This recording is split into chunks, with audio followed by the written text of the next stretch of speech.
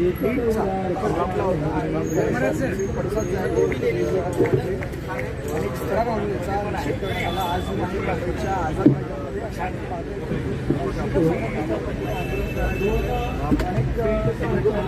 येऊन असं करता आंदोलन करतात आणि प्रतिनिधी उपस्थित आहेत आणि उपाध्यक्ष बिहार सर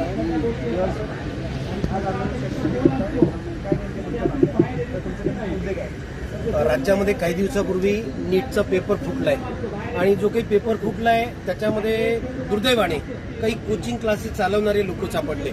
परंतु प्रश्न असा आहे की जे लोक सापडले ते कोचिंग क्लासेसचे भांडवलदार आणि चुकीच्या पद्धतीनं सगळा व्यवसाय करणारे लोक आहे.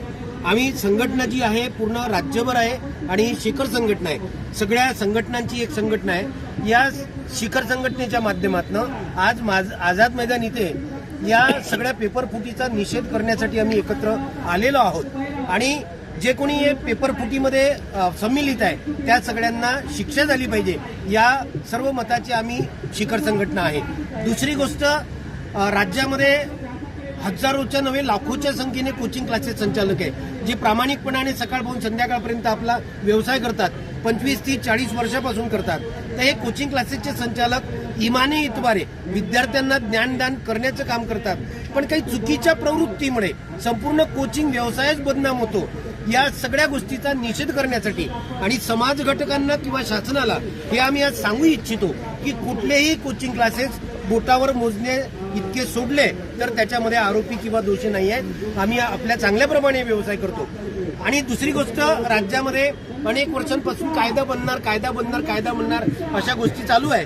तर शिखर संघटनेचा कायदा बनण्याला विरोध नाहीये, पण कायदा आणताना संपूर्ण कोचिंग क्लासेस संचालक संघटनेच्या प्रतिनिधींना त्याच्यामध्ये त्यांची मतं महत्वाची समजली पाहिजे किंवा त्यांची मतं विचारात घेतली पाहिजे.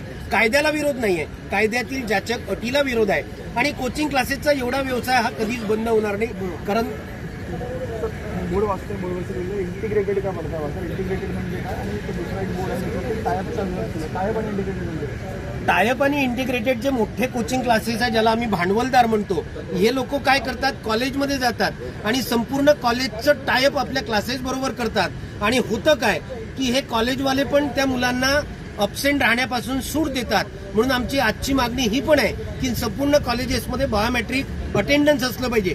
75% प्रेझेंटीशिवाय विद्यार्थ्यांना परीक्षेला बसू नाही दिलं पाहिजे. आणि जोपर्यंत हे टायप आणि इंटिग्रेटेड बंद होत नाही तोपर्यंत अशा प्रवृत्ती त्या ठिकाणी चालूच राहणार आहे.